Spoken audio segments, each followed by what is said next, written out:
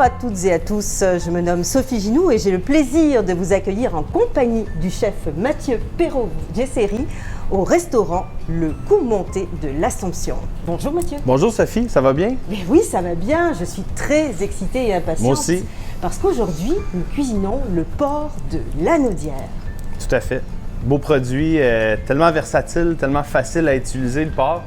Il faut un peu savoir comment le faire, mais c'est une viande qui est assez simple, c'est accessible, c'est peu dispendieux, c'est un bel animal. C'est un merveilleux fleuron de la région lanaudoise, mais aussi du Québec dans son ensemble, parce que la viande de porc, eh bien, figure-toi qu'elle est exportée dans près de 80 pays à travers le monde, cette viande québécoise. Et aujourd'hui, nous allons cuisiner quelque chose de particulier. Dis-nous. Oui, on va cuisiner le foie de porc. C'est rare qu'on va le travailler. On cuisine souvent d'autres foies, d'autres animaux, mais le foie de porc, vraiment délicieux. Bien prévoir avec votre boucher, par contre, l'approvisionnement. Ou directement aller à la ferme, puisque c'est la boucherie du Pignon Vert. Voilà, Donc nous allons mettre en avant aujourd'hui. On peut trouver dans certains détaillants, mais rendez-vous à la ferme, c'est toujours plus amical encore et on trouve beaucoup plus de coups. Dans le fond, on va le travailler avec une bière rousse. On va comme aller déglacer un peu le porc en cuisson avec la bière rousse pour lui donner un petit côté caramélisé, le petit côté érable qu'on va chercher dans les bières rousses. Alors justement, je vais peut-être présenter les autres aliments avec lesquels tu vas travailler aujourd'hui, puisque moi je vais suivre ça avec attention. Donc tu as choisi la bière rousse de la brasserie Mille-Îles qui se situe à Terrebonne. Oui. Voilà. Et également, on le sent d'ici, l'ail qui nous vient de chez Bullseye. Donc voilà, et ils font très bonne production aussi locale. Donc on commence à cuisiner? Oui, absolument, on a bien hâte. On va commencer par cuire le foie. Donc à la poêle, feu moyen à la maison, on va y aller avec huile et beurre. Alors justement, le foie, est-ce que c'est comme une autre viande? Est-ce que ça se cuisine facilement? Ça se cuisine facilement, il ne faut pas trop le cuire. Du foie, c'est quand même bon, légèrement rosé. On va avoir beaucoup plus de saveur dans le porc quand on va le cuisiner rosé et il va être moins sec, évidemment. Donc on y va avec le foie dans la poêle chaude. On va attendre que ça chauffe bien. Le foie, c'est quelque chose qui s'apprête très bien pour la charcuterie? Oui, tout à fait. C'est plein de saveurs. C'est une belle texture pour faire une mousse, en fait. Là. Voilà, on laisse cuire, puis on ne touche pas trop à la poêle. On veut quand même que le beurre aille caraméliser le foie, faire une croûte. Si on y touche tout le temps, ça va bouillir, ça ne va pas faire la belle croûte. Donc, on veut le saisir, en fait. On va en profiter pour assaisonner, c'est le poivre. On saisit, mais on va le laisser. Est-ce que ça va être un petit peu rosé à l'intérieur? Oui, quand même. On va le retourner assez rapidement. D'accord. Ensuite, on ajoute des épices. Donc, on y va avec cannelle. 3 bâtons de cannelle dans la poêle. Carrément, les bâtons. Ouais, directement. Et puis, j'ai aussi du clou de girofle moulu. Si vous l'avez entier, mettez-en 3 ou 4, pas plus. Étant donné qu'il est moulu, on va y aller vraiment avec parcimonie parce que c'est très puissant une fois moulu. Et il faut savoir, le porc, que c'est aussi bourré de protéines, bourré de fer, bourré de zinc. Très bonne viande à consommer. Ouais, tout à fait. Puis c'est très peu dispendieux aussi, le foie de porc. Donc on retourne les foies. Ils ont bien caramélisé, bien rôti. Ça va aller chercher de la saveur dans la mousse.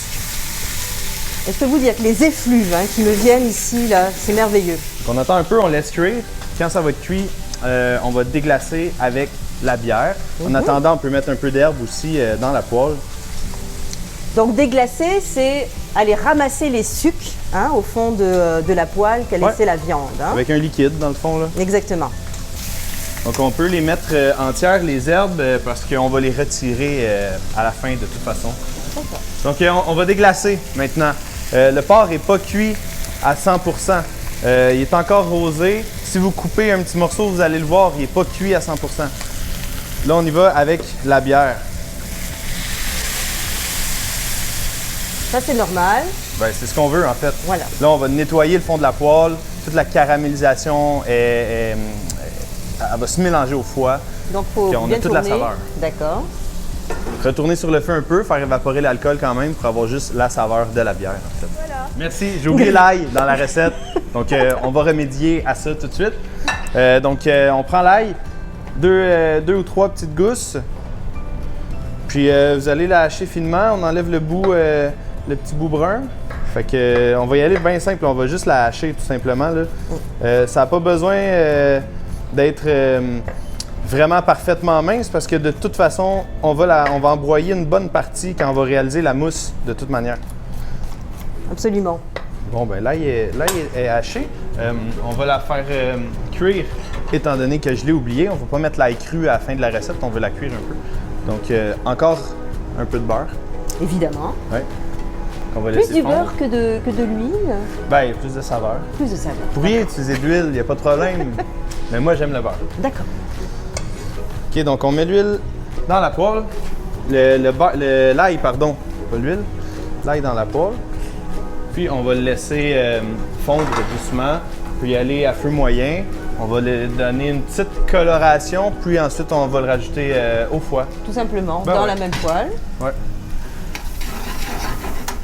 Pendant que ça cuit, on va préparer le petit accompagnement pour la mousse de foie de porc, qui va être une belle petite confiture à la camerise. Alors justement, le restaurant ici, on se trouve à l'Assomption et c'est Camerise et compagnie qui nous accompagne, notre producteur d'ici, qui produit des camerises que tu vas utiliser. Alors la camerise, pour ceux et celles, les rares personnes, parce que c'est de plus en plus, c'est un petit fruit de plus en plus connu. Moi, je dis souvent que c'est un bleuet allongé, OK? On va avoir une belle petite acidité, par contre, qui s'apparente à l'acidité de la framboise, en plus de la saveur du bleuet. C'est vraiment un bon fruit. Puis il y en a de plus en plus de nos producteurs locaux dans les supermarchés grande surface. Donc c'est très, très, très accessible. Et avec Puis, le porc, j'imagine, le petit ouais, côté c'est super. justement acidulé. Les fruits avec le porc, ça a toujours été gagnant. Puis la camerise, faites attention, ça tâche. Donc l'ail est prête. On va juste la verser à l'intérieur de notre poêle avec les foies. Si j'ai le droit de faire des erreurs, vous avez le droit d'en faire aussi. Hein. Donc pour la recette de confiture à la camerise, on a les camerises dans une casserole. Ensuite, j'ai le sucre que je vais verser sur les camerises. Puis, on va tout cuire en fait à feu doux en remuant. On n'ajoute pas de liquide, on ne veut pas diluer le goût de la camerise, on veut le conserver. Puis, étant donné qu'ici, j'ai des camerises surgelées, ils vont cracher beaucoup plus d'eau D'accord. qu'une camerise Donc, en fait, fraîche. tu nous conseillerais des camerises Pour surgelées. faire des confitures, j'ai une petite tendance pour les fruits congelés, honnêtement. D'accord, ok, c'est une bonne, Ça c'est un bon fonctionne petit. très bien. Ouais. Donc, à feu moyen, on prend notre temps pour bien faire fondre le sucre avec les camerises. Et donc, ça va faire une confiture et non pas un caramel, hein. Ça va vraiment. Oui, exact. Oui. En fait, on va tricher plus tard, on va ajouter de la pectine dans la confiture. Alors, qu'est-ce que c'est justement la pectine? Ben, la pectine, c'est extrait des fruits. Souvent, c'est extrait de la pomme, ce qui va gélifier la confiture. En fait. D'accord, ok. Donc, une fois qu'elles ont véritablement intégré, que le sucre s'est dilué, donc là, on attend combien de temps à peu près? Ça dépend si vos camerises étaient vraiment froides. On va plus se fier au résultat plutôt qu'au temps. Quand les camerises vont être vraiment, vont commencer à se liquéfier, à se compoter, c'est là que c'est prêt. Puis avec un pied mélangeur, on va les mixer en fait pour faire une confiture très lisse. Vous pourriez ne pas les mixer, puis avoir une confiture avec des morceaux de camerise à l'intérieur. Oui, pas de problème. ça peut être intéressant. Moi, j'ai une petite préférence pour les belles confitures lisses. On peut faire des belles quenelles, c'est soyeux dans la bouche. Fait que j'aime bien quand c'est lisse. Donc là, on peut voir déjà là, que les camerises ont commencé à cracher leur jus. Le sucre va se mettre à se diluer. Donc, on n'est pas loin du résultat final. Mais en mélangeant, je sens encore le sucre là, comme des grains de sable un peu. Donc, il n'est pas encore tout fondu. On va continuer la cuisson.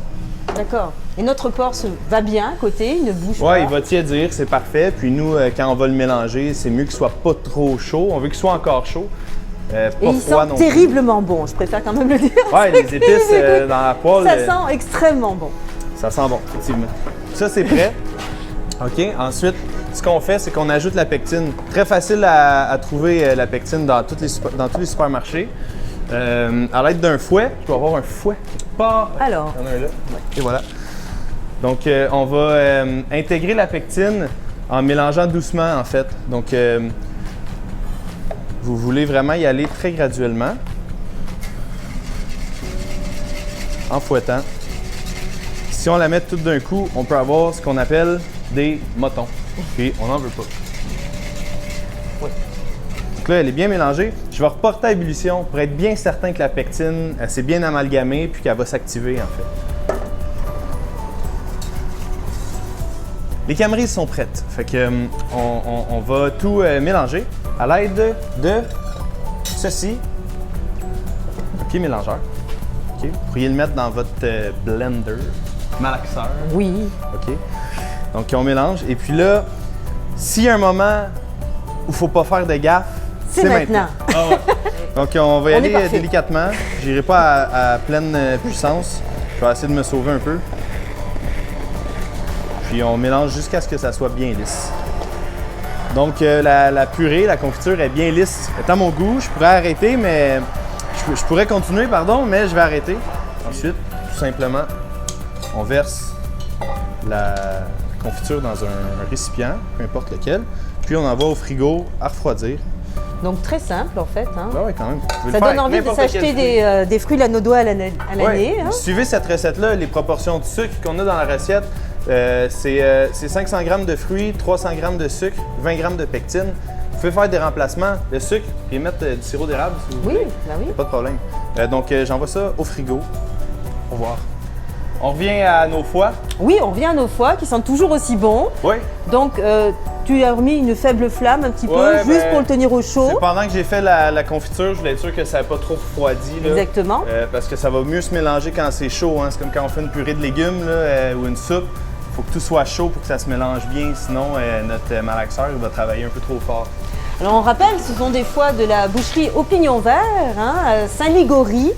Alors nos foies sont prêts.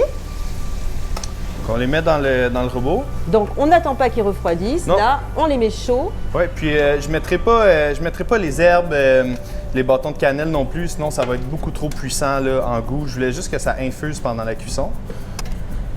Puis je vais verser un peu du jus. Alors la bière va apporter un petit arôme supplémentaire. Ah oui, clairement. Mhm. Puis elle a surtout servi à déglacer. Voilà, d'accord. Dans la recette, il y a des œufs. Je vais terminer par les œufs, mais il y a du beurre. Évidemment Ouais, du beurre. pour donner une texture crémeuse. Puis le beurre, quand le parfait de foie va refroidir, va donner une belle texture, parce que le beurre va aider à figer. Hein? Donc, du beurre froid, ça fige. Fait que ça va donner un beau crémeux, en fait. Donc, puis le beurre, je l'ai fait tempérer au moins 1 heure à l'avance, pour pas qu'il soit trop froid. D'accord, parfait. Donc, on va mélanger, puis vous allez voir, je vais intégrer les ingrédients peu à peu, créer une émulsion, pas tout d'un coup, en fait.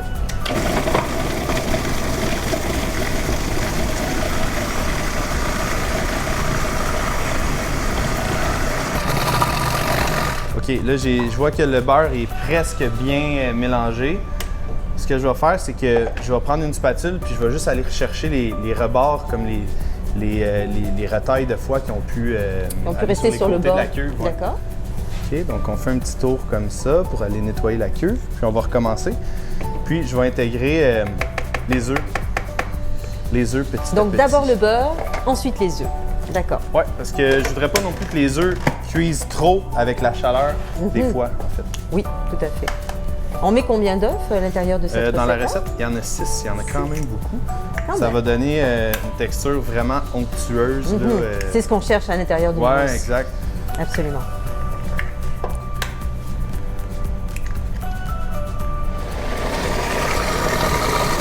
Donc on est presque là au résultat optimal. Là. Parfait. Je vais juste y goûter pour voir l'assaisonnement. Toujours goûter, n'est-ce pas, chef? Ah ouais. On peut. C'est vrai qu'on n'a pas beaucoup salé ni poivré, donc on le fait Je vais maintenant en à rajouter, cette mais- étape-ci. Légèrement, parce que ça peut être agréable de terminer la présentation avec une petite fleur de sel, Un petit peu de un poivre. peu de poivre. Du poivre noir Ouais, ou ce que vous régulier. avez à portée de main, honnêtement. là. D'accord. Il n'y a pas de problème. Donc, un autre petit coup pour mélanger sel, poivre. Puis ensuite, on va aller mettre ça au frais. Super. Et voilà. Est-ce que tu as besoin d'un plat ou tu le mets tel quel à l'intérieur de ton... En fait, je vais le mettre dans déjà une poche à pâtisserie. Ah, une poche à pour pâtisserie. faire une belle décoration. Mais là, vu qu'il est liquide, vous pourriez le mettre, exemple, dans des petits pots maçons, des petits pots cute un peu pour faire des cadeaux. Ça se congèle C'est très une bien. bonne aussi. idée. Donc, Ouais. ah oui, ça se congèle la mousse. Ouais, ouais, c'est ça que 100%. je voulais savoir. Ça se garde combien de temps Ben, au réfrigérateur et au congélateur? C'est cuit, fait que ça se garde longtemps. Tu sais, D'accord. Au frigo, j'aurais aucun problème de garder ça une semaine facilement. La poche à pâtisserie, un truc, le mettre dans un litre comme ça pour la tenir. Donc c'est plus facile de la garnir comme ça. Bonne idée. On verse. Puis on va se garnir aussi des petits pots comme on avait suggéré pour pouvoir faire des cadeaux. Une fois que la confiture va être prête, puis que la mousse va être figée dans ces pots-là, vous pourriez mettre une belle cuillerée de confiture par-dessus, puis ensuite fermer quelle le pot. bonne idée. Oui, effectivement. Ça fait comme une mini verrine là, prête à manger. Puis on envoie ça au frigo, puis ça va être prêt. Je vous dirais, si vous pouvez le faire la veille, c'est encore mieux. Sinon, donnez-y un bon 2 heures, que ça soit vraiment froid à 4 degrés température du frigo. Alors nous voici à l'étape du dressage pour cette recette. Maintenant qu'elle a refroidi, elle a figé légèrement. Donc on va pouvoir faire un beau dressage. D'accord. C'est ici. Voilà. Ça a l'air tellement simple quand on te regarde faire. Ah, c'est de la pratique, c'est de la pratique. C'est de la pratique. Effectivement. On va Donc on découper le coupe bout. un petit peu au bout. Voilà. Hop. OK. Et directement dans l'assiette. Oui, tout simplement. Là, Voilà. je pense que je vais faire une belle, un beau point, bien rond. Je vais même y aller avec... donc voilà. Ensuite, si on commence avec les pots, par exemple, on peut les garnir avec notre fameuse confiture. Qui a de gélifié Camerise. elle aussi. Oui. Belle texture, onctueuse. Puis on va aller l'en déposer à l'intérieur, comme ça. Bonne idée de Pas cadeau. trop, on veut pas Ouais. que ça soit trop sucré, trop collant. Voilà, puis On rappelle quand même qu'il y a un petit peu d'acidité Ouais. qui vient Dans la Camerise. avec ce fruit-là. on ferme le pot, mettez ça au congélateur, puis faites des cadeaux. Faites des cadeaux, tout simplement. Donc on va y aller pour notre assiette, notre petite entrée de mousse. On va y aller généreusement avec le petit accompagnement ici. Je pense que la cuisine, il faut toujours que ce soit généreux, c'est Je ça? pense que oui. Enfin, du moins dans ta philosophie, Ouais, je pense, au ouais, la commenter. cuisine généreuse, ça nous fait pas peur. Pour décorer la mousse, Oui, voici une petite idée, des petites branches de fenouil en fait. Donc allez-y. pas trop, j'imagine. Le fenouil, c'est Non, assez non, fort. c'est ça. C'est quand même assez fort, mais ça va être bien avec la camerise quand même. D'accord. Donc ça met un donne peu de couleur un à beau l'intérieur petit de look. l'assiette. Ben ouais. Voilà. Donc, Est-ce que tu mettrais du sel là-dedans ou pas du tout? De la ah fleur ben de c'est sel selon ou pas? les goûts. D'accord. Pourquoi pas? On peut en mettre un petit peu. Et voilà. Voilà pour la recette. Bon, en tout cas, merci beaucoup pour cette belle recette C'est moi qui te remercie. qu'on déguste avec la même bière qu'on a évidemment utilisée pour la recette, Ouais. une bière Mille. Et puis, on vous remercie aussi, messieurs, dames, d'avoir suivi cette capsule. Retrouvez cette recette ainsi que d'autres sur le site web goûterlanaudière.ca. On ne vous rappellera jamais assez, achetez local.